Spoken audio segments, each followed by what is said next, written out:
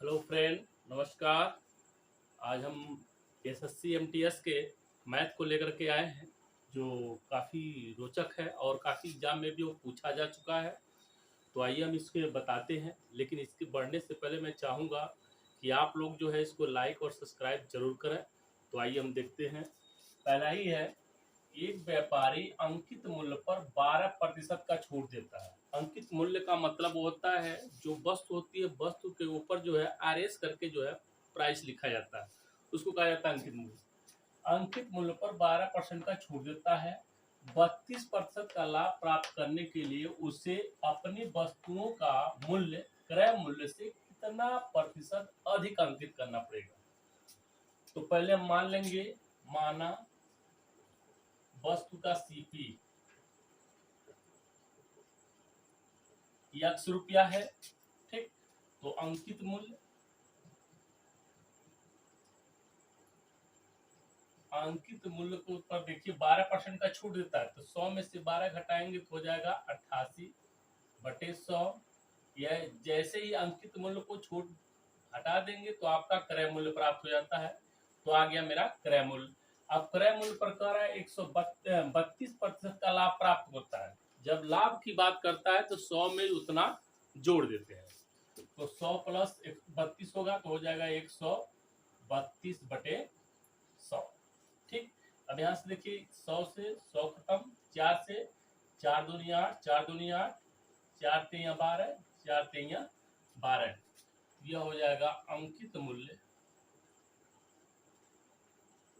बराबर 33x और 22 का इधर यहाँ भाग दे देंगे, ये हो जाएगा 11 यहाँ 33, 11 दूना 22। ये आपका अंकित मूल्य हो गया।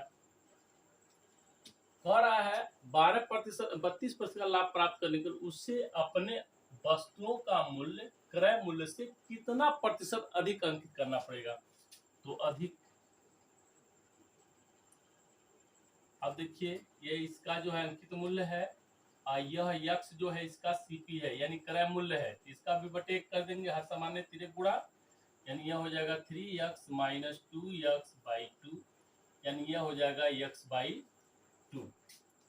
प्रतिशतता अधिक का प्रतिशतता अधिक, यानी x/2 बटे सीपी इंटू 100, यानी यह हो जाएगा x बटे 2x गुणे 100, 2 से 50 मतलब, यानी यह आ गया आपका 50% अधिक मूल्य अंकित करना पड़ेगा। ये देखिए मेरा ऑप्शन नंबर बी, ठीक। उसके बाद जो है अगला जो है,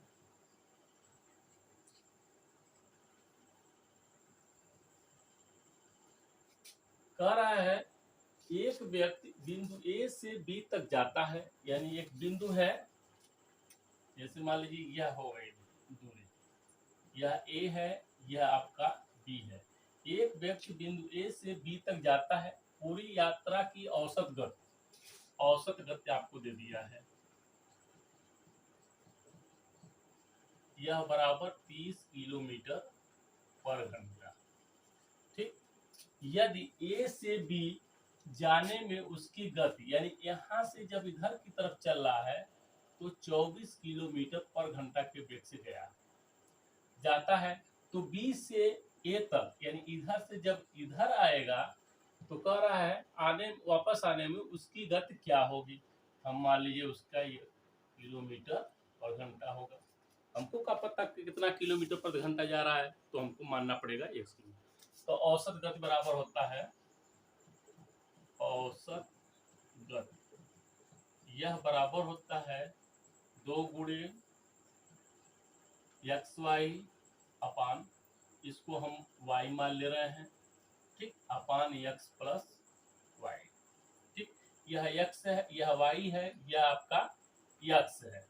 औसत गति आपको 30 दिया ही है, 2 x का मान मालूम नहीं, y का मान आपका देखिए 24 दिया है, तो 24 बटे, नीचे देखिए x का मान नहीं दिया है, y का मान आपका 24 दिया है, तो यहाँ पर लिख देंगे 24, ठीक।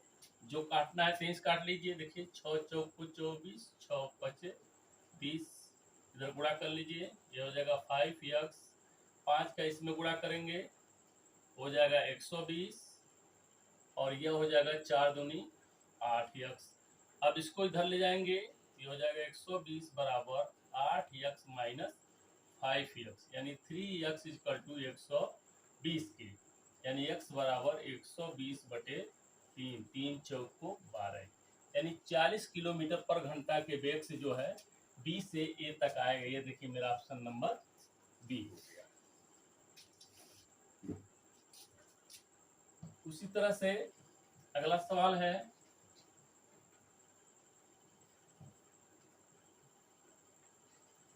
क्या कह रहा है, दो संख्याएं एक तीसरी संख्या से क्रमशः 30%, 40% कम है। तो मान लीजिए तीसरी संख्या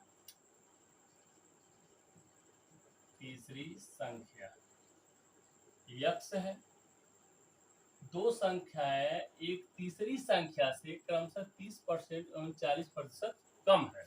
तो पहली संख्या कितनी हो जाएगी, पहली संख्या x का 30% कम है तो 100 में से 30 घटाएंगे 70, 1 0 से 1 0, यानी यह हो जाएगा 7x बटे 10। दूसरी संख्या, अब देखिए तीसरी संख्या का 40% कम है, यानी 100 में से 40 घटाएंगे तो यह हो जाएगा 60 बटे 100, यानी यह हो गया 6x बटे 10। तो कह रहा है पहली संख्या दूसरी संख्या का कितना प्रतिशत है। पहली संख्या 7x बटे 10 बटे दूसरी संख्या 6x बटे 10 गुणे 100। ठीक, अब यहाँ पर देखिए, यानी यह हो जाएगा पहली संख्या यानी 7x बटे 10 बटे दूसरी संख्या 6x बटे 10 गुणे 100। अब सबसे नीचे वाला सबसे ऊपर, यानी 7x गुणे 10, 6x बटे 10 गुणे 100। 10 से 10 खत्म, x से x खत्म, 2 से देखिए 2 3 या 6, 2 5 10, यानी 7 5 35 बटे 3, यानी 350 बटे इतना, 3 एकैया 3, ठीक, 3 एकैया 3, 2 बचा, 3 छक्के 18, 2 बचा, 3 छक्के 18, यानी 116.66%। ये देखिए मेरा ऑप्शन नंबर सी आ गया। ठीक,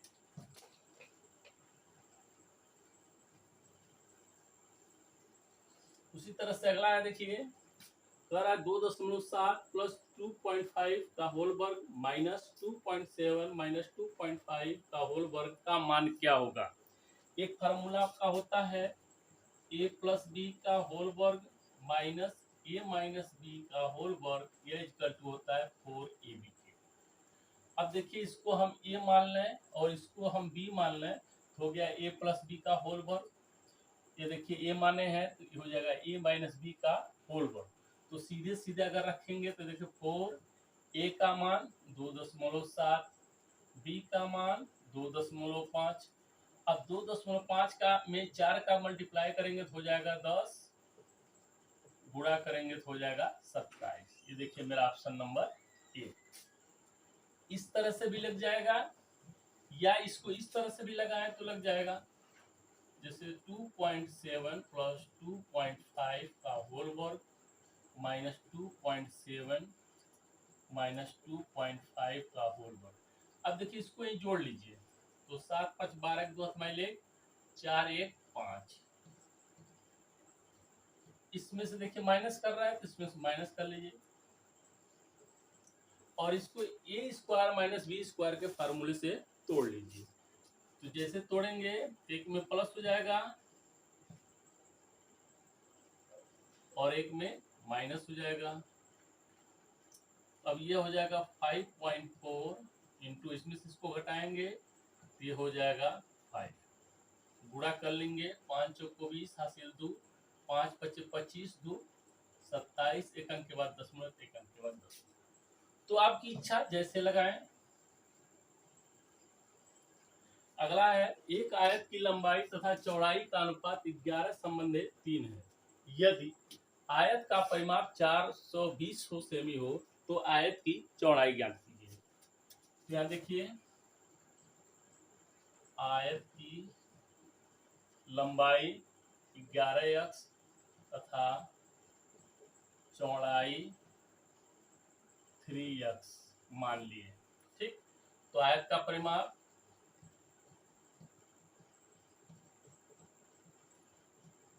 यह बराबर होता है 2 लंबाई धन चौड़ाई की। तो आयत का परिमाप आपको दिया है 420, यहाँ पर लिखेंगे 420।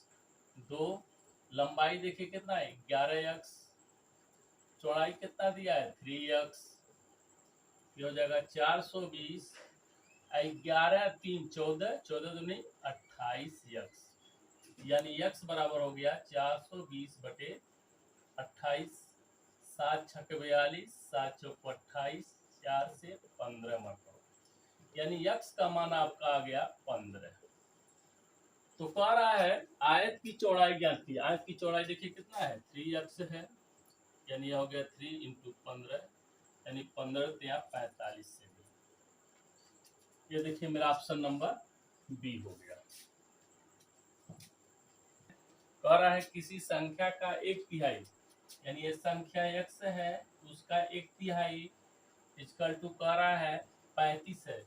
तो कह रहा है उस संख्या का 64%। अब इसका मल्टीप्लाई इधर कर देंगे यानी x बराबर हो गया 3 × 35 यानी संख्या हो गई। अब संख्या का 64% निकालना है, यह हो गया 64 बटे 100। 5 से 5 सते 35, 5 दूना 10, 4 से 4 पच्चे 20, 4 एके 4, 2 बचा, 4 छके 24, 5 से काटेंगे 5 तेया 15, 1 बचा, 5 दूना 10, यानी यह हो गया संख्या 7 त्रिकी 21 गुणे 3.2। अब ये देखिए 3.2 गुणे 21 2 7 6 एक अंक के बाद दशमलव एक अंक के बाद यानी 67.2। यह देखिए मेरी संख्या आपकी आ गई। ठीक, उसी तरह से अगला है तारा निम्न में कौन सा कथन सत्य है। पहला देखिए दिया है 4/9 बड़ा है 4/7 से। दूसरा दिया है 5/7 बड़ा है 4/9 से। अब देखिए अब इसमें तो केवल 2 है तो 2 तरीके से लग सकता है, लेकिन 2 से जब अधिक रहे तो हम क्या करते हैं वो बता दे रहे हैं। अब देखिए जितना भी संख्या रहे नीचे का आप लौसा ले लीजिए, तो 9 और 7 का लौसा ले लिए तो हो गया 63। अब इसको 63 बनाना है तो 7 का इसमें मल्टीप्लाई करना पड़ेगा, तो 7 का नीचे गुणा करना पड़ेगा तो 7 को ऊपर गुणा करना पड़ेगा। 7 चौक 28, 7 नवा 63। अब इसको भी 63 बनाना है तो 63 बनाने के लिए कितना का गुणा पड़ेगा 9 का करना पड़ेगा, ये हो जाएगा 36, 9 सते 63। ये देखिए आपका छोटा है यह बड़ा है, इसका मतलब पहला वाला कथन मेरा नहीं। दूसरा वाला देखिए यहाँ भी 63 है। ठीक, अब इसमें देखिए जो है इस कितने का मल्टीप्लाई करना पड़ेगा 9 का, 9 पच्चे 45, 9 सते 63 बड़ा है। अब इसको देखिए 63 बनाने के लिए 7 का मल्टीप्लाई करना पड़ेगा, 7 चौक 28, 7 नवा 63। ये देखिए आपका सही है दूसरा वाला कथन, ये देखिए केवल अब मेरा दोष है। उसी तरह से नेक्स्ट सवाल है, कह रहा है एक स्थिर जल में नाव की गति 40 किलोमीटर पर घंटा है। स्थिर जल का मतलब यह है जैसे तालाब का हुआ, पोखर का हुआ पानी, ये सब जो है स्थिर होते हैं, इसमें कोई गति न हो। 40 किलोमीटर पर यदि धारा की गति, धारा का मतलब जैसे नदी हो गया नहर हो गया तो उसमें एक निश्चित वेग होता है। यदि धारा का वेग 5 किलोमीटर पर घंटा हो तो धारा के अनुकूल, अब 2 तरह के शब्द होते हैं, एक तो होता है अनुकूल, अनुकूल का मतलब जिधर धारा बह रहे उसी दिशा में आप जा रहे हैं। एक होता है प्रतिकूल, तो इधर से धारा बह रहे उसके ठीक विपरीत आप जा रहे हैं। ठीक, तो अनुकूल 180 किमी की दूरी तय करने में कितना समय लगेगा। अब देखिए शांत जल में चाल,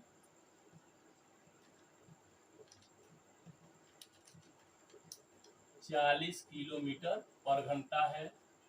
ठीक, धारा की गति 5 किलोमीटर पर घंटा है। अनुकूल चाल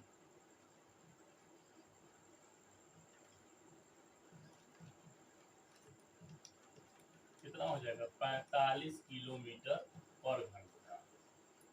यही प्रतिकूल करेंगे तो 40 में से 5 को घटा लेंगे। ठीक, दूरी कितनी है? 180 किमी। तो समय बराबर दूरी बटे चाल, दूरी 180 और चाल आपका दिया है 45। ठीक, तो देखिए 4 25 20, 4 मरतबा ये आपका कटेगा, यानी कुल मिलाकर के 4 घंटे का समय। 4 25 20 7 2 4 16 2 18, ये देखिए आपका बिल। ठीक, उसी तरह से अगला है, एक 100 मीटर लंबी रेलगाड़ी एक 500 मीटर लंबे पुल को पार करती है। अब देखिए, पुल हो गया, घर हो गया, स्टेशन हो गया, इसकी एक लंबाई होती है, निश्चित लंबाई होती है। तो उस लंबाई को हम क्या करते हैं? गाड़ी की लंबाई में जोड़ लेते हैं। कारण इसका ये है, अब मान लीजिए इतनी लंबी यह गाड़ी है और इतना लंबा प्लेटफार्म है या घर, तो पार कब करेगी? जब यह छोर यहाँ पर आ जाएगा तब पार, यानी पूरा यह पार करेगी, फिर इसको पार करेगी। इसको हम क्या करते हैं? दोनों को जोड़ लेते हैं। तो यह आपका दिया है 1000 मीटर और यह दिया है 500 मीटर। ठीक, तो कुल लंबाई कितनी हो गई? 1500 मीटर। अब देखिए, यदि रेलगाड़ी की गति 30 किलोमीटर पर घंटा हो, ठीक, रेलगाड़ी की गति जो है 30 किलोमीटर पर घंटा, इसको मीटर पर सेकेंड में दिया है, मीटर में दिया है, और गति को जो है किलोमीटर पर घंटा में दिया है। तो दोनों को हम क्या करेंगे? पहले एक समान कर लेंगे। तो चाल देखिए 30 किलोमीटर पर घंटा है, मीटर पर सेकंड में बदलने के लिए क्या करेंगे? 5/18 से हम गुणा कर देंगे। 6 त्रिक 18, 6 पचे 30, यानी यह हो गया 25/3 मीटर पर सेकेंड। ठीक, तो कह रहा है पुल को पार करने में कितना समय लगेगा? पुल को पार करने में लगा समय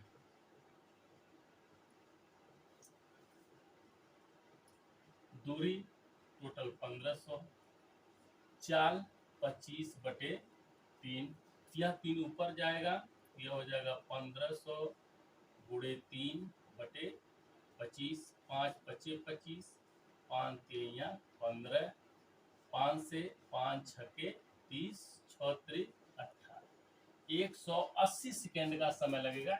ये देखिए मेरा ऑप्शन नंबर सी हो गया। ठीक, उसी तरह से अगला दिया है, यक्ष एक कार्य को अकेले 300 घंटे में पूरा कर ले। 300 घंटे में पूरा कर, यानी यक्ष जो है अकेले जब काम करता है किसी कार्य को तो 300 घंटे में पूरा कर लेता है। वायु उसी कार्य को 450 घंटे में पूरा करता है। जब वायु उससे अकेले उसी कार्य को करता है तो 450 घंटे लगते हैं। यक्ष, वाई तथा जेड मिलकर उसी कार्य को 90 घंटे में कर लेते हैं। जब यक्ष भी मिल जाए, वाई भी मिल जाए और जेड भी मिल जाए, जब तीनों मिलकर के काम कर रहे हैं तो वह 90 घंटे में पूरा कर देता है। तो कह रहा है जेड अकेले उस कार्य को कितने घंटे में पूरा करेगा। अब एक एक घंटा का कर लीजिए, जेड का सीधे निकाल लीजिए। जेड का 1 घंटे का काम, तीनों का काम,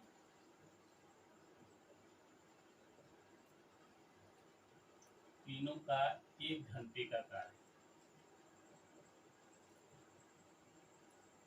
माइनस दोनों का 1 घंटे का काम, दोनों का 1 घंटे का कार्य। ठीक, तीनों का, अब तीनों जब मिलकर के काम कर रहे हैं तो 90 घंटे में पूरा कर रहे हैं। जब 1 घंटा में करेंगे तो यह हो जाएगा 1/90, माइनस दोनों का 1 घंटे का काम, यानी यक्ष का 1 घंटे का काम 1/300, प्लस वाई का 1 घंटे का काम, यह हो जाएगा 1/450। ठीक, अब यह हो जाएगा 1/90 माइनस अब इसका देखिए लॉसो लेंगे तो 900 हो जाएगा, 300 का इसमें भाग देंगे 3 मरतबा जाएगा, प्लस है तो प्लस, 450 का इसमें भाग देंगे 2 मरतबा जाएगा, यानी यह हो जाएगा 1/90 माइनस 5/900। अब 900 और 90 का लॉसो लेंगे तो हो जाएगा 900,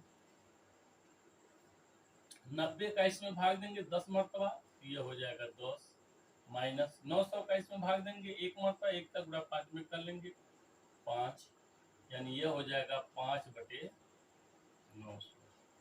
5 से काट दीजिए, 5 कहिया 5, 4 बचा, 5 बटे 40, यानी 101/180 घंटा, यानी 1 घंटे में जो है 180, 1 घंटे में उसका एजेंट का काम जो है 1/80 है, तो पूरा काम करेगा 180 में, 180 घंटे में।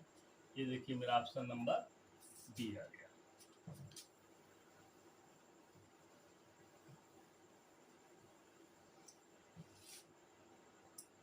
दो हजार को पहले 25% घटाया गया, फिर उसे 30% बढ़ाया गया, अंतिम मान ज्ञात कीजिए। यानी 2000 है, 2000 को पहले क्या कर रहा है 25% घटा रहा है, यानी 100 में से 25 घटाएंगे 75/100। फिर क्या कह रहा है, फिर उसमें 30% बढ़ाया गया, बढ़ाया मतलब 100 में 30 जोड़ लेंगे, यानी हो जाएगा 130/100।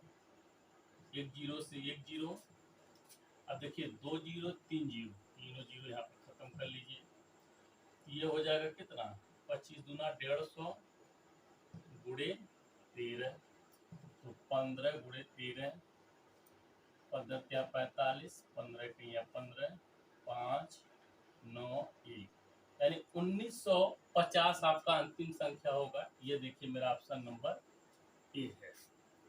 ठीक, उसी तरह से अगला है, एक वस्तु को 60% के लाभ पर बेचा जाता है। ठीक, यदि विक्रय मूल्य 3 गुना कर दिया जाए तो लाभ प्रतिशतता ज्ञात करिए।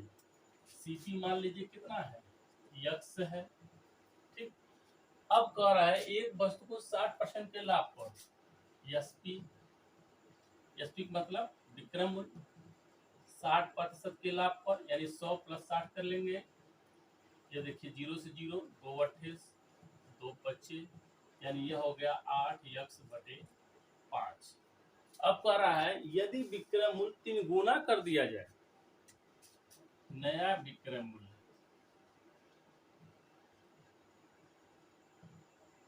3 गुना का मतलब 3 गुणे 8x/5, यानी यह हो जाएगा 24x/5।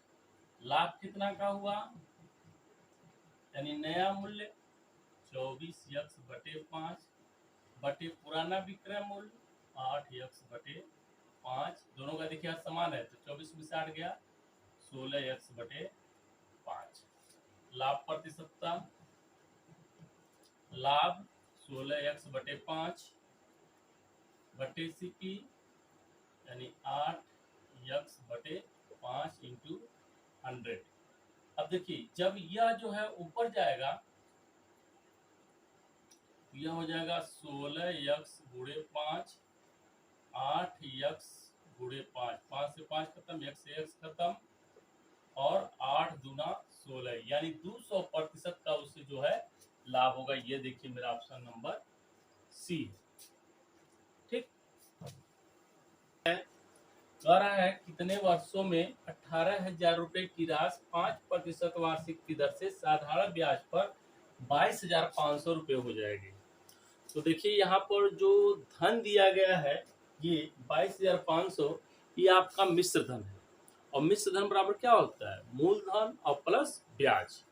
तो यहाँ से हम ब्याज निकाल लेंगे, ब्याज बराबर मिश्र धन यानी 22,500 माइनस मूलधन 18,000, घटाएंगे ये हो जाएगा 4500 रुपये। साधारण ब्याज हो गया, तो साधारण ब्याज बराबर मूलधन गुणे दर गुणे समय बटे 100। तो साधारण ब्याज आपका 4500, मूलधन 18,000, दर 5% और टाइम मुझे मालूम नहीं है, बटे 100। 2 जीरो से 2 जीरो, 1 जीरो से 1 जीरो, यह हो गया 9 450, यह हो जाएगा 18 पचे 90 टी, यानी टी बराबर हो जाएगा 450 बटे 90, 9 पचे 45, यानी 5 वर्षों में। तो ये देखिए आपका ऑप्शन नंबर बी हो गया। ठीक, उसी तरह से अगला देखिए, किसी त्रिभुज के कोणों का अनुपात 1 संबंधित 2 संबंधित 3 है, तो उसमें सबसे छोटे कोणों का मान ज्ञात कीजिए। तो मान लीजिए, माना तीनों कोण यक्स, 2x, 3x है, यानी x प्लस 2x और प्लस 3x बराबर 180 अंश, क्योंकि त्रिभुज के तीनों भुजाओं का योग आपका होता है 180 अंश। ठीक, 3 2 5 1 6x, यानी 6x बराबर 180 के, यानी x बराबर 180 बटे 6, 6 3 18, यानी x बराबर 30 अंश। तो सबसे छोटा कोण यानी एस एक्स वाला पूछ रहा है, ये देखिए मेरा ऑप्शन नंबर बी आ गया। कह रहा है 4 क्रमागत संख्याओं का औसत 15.5 है। यदि पिछली 3 संख्याओं को शामिल कर लिया जाए तो नया औसत ज्ञात कीजिए। तो 4 संख्याओं का योग पहले ज्ञात कीजिए। 4 संख्याओं का योग, औसत में 4 का क्या करेंगे, गुणा कर लेंगे। 4 पच्चीस 20 हासिल 2, 4 पच्चीस 20 2 22 हासिल 2, 4 के 4 2 6, ये हो गया आपका 62। अब कह रहा है 4 क्रमागत संख्याओं का योग आपको निकल गया, यानी पहली संख्या x, दूसरी संख्या x प्लस 1, तीसरी संख्या x प्लस 2, चौथी संख्या x प्लस 3, इनका योग आपका 62 है। यह एक संख्या, दो संख्या, तीन संख्या, 4 संख्या, यानी यह हो गया 4x प्लस 2 1 3 3 3 6, यह बराबर हो गया 62 के। 6 उधर ले जाएंगे, यह हो जाएगा 62 माइनस 6, अर्थात यक्स वर्ग घटाएंगे, यह हो जाएगा 56 बटे 4, यानी 4 के 4, 4 चौको 16, यानी ये वाली संख्या मेरी 14 है। इसके ठीक पहले 3 संख्या है, यानी 13 हो गया, 12 हो गया और 11 हो गया। कह रहा है पिछली 3 संख्याओं को शामिल कर लिया जाए। तो 14 के बाद से दिया है, इसका मतलब इसके पिछले वाला 13 हो गया, 12 हो गया और 11 हो गया। इनको जोड़ लीजिए, 3 2 5 1 6 3 36, योग कितना है 62 है। 36 इसमें और जोड़ लीजिए, 8 9 98 हो गया। अब कितनी संख्या हो गई, 4 और 3 इसमें जोड़ लिए, 7 हो गई। 7 के 7, 7 चौको 28, संख्या का औसत कितना हो गया, 7 संख्याओं का औसत कितना हो गया, 14 हो गया।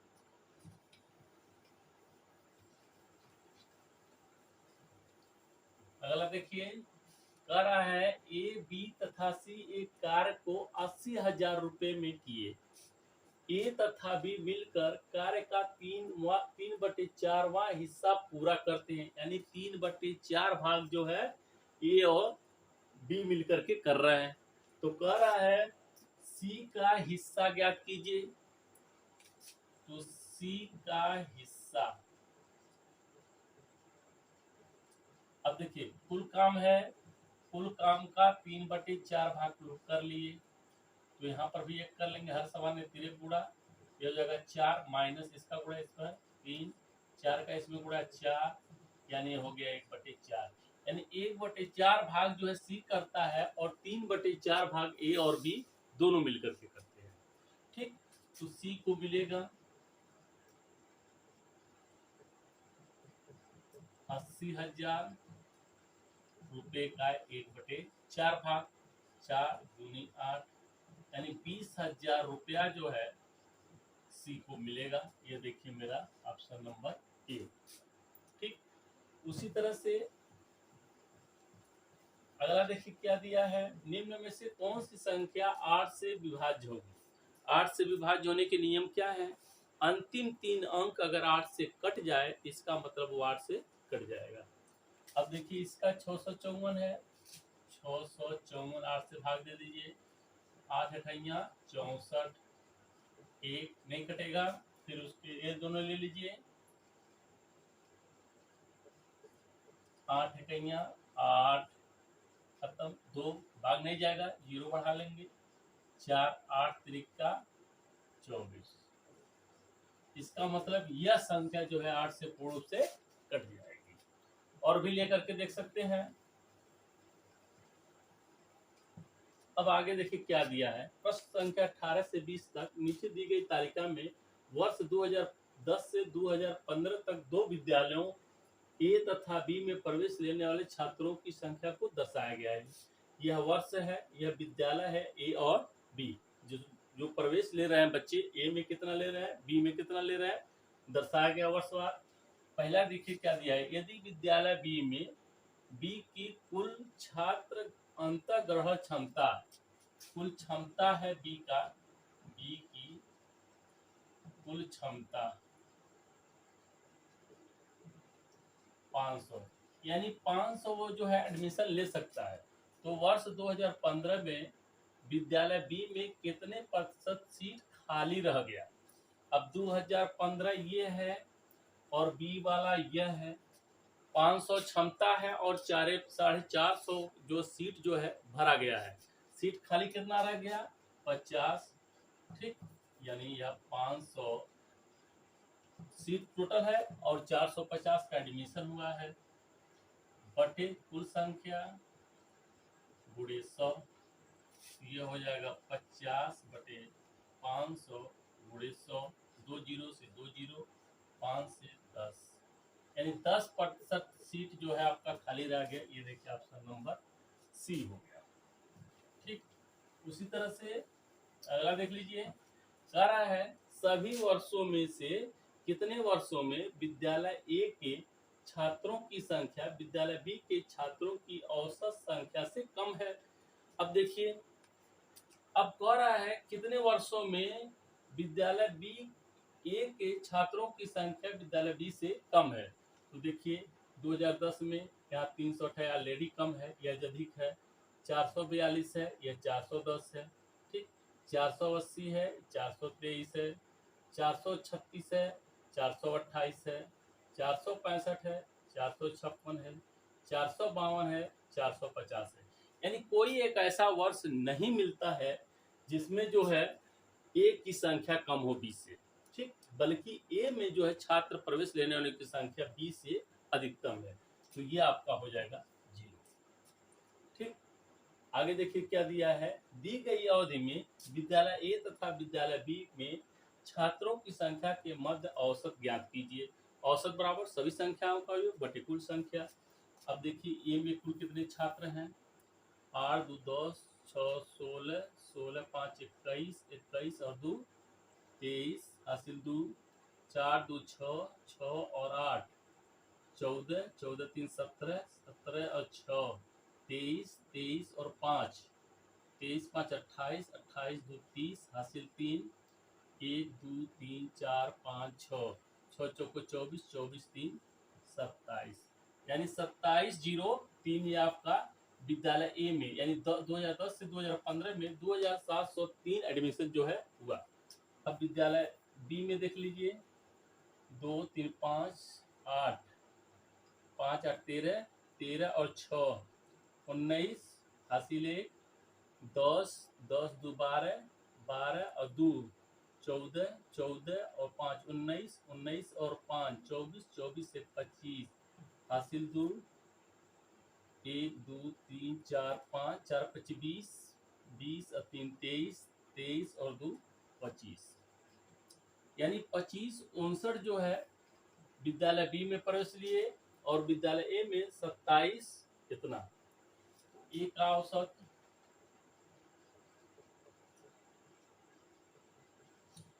27 2703 बटे कितने वर्ष हैं? 1 2 3 4 5 6 6 है। बी का औसत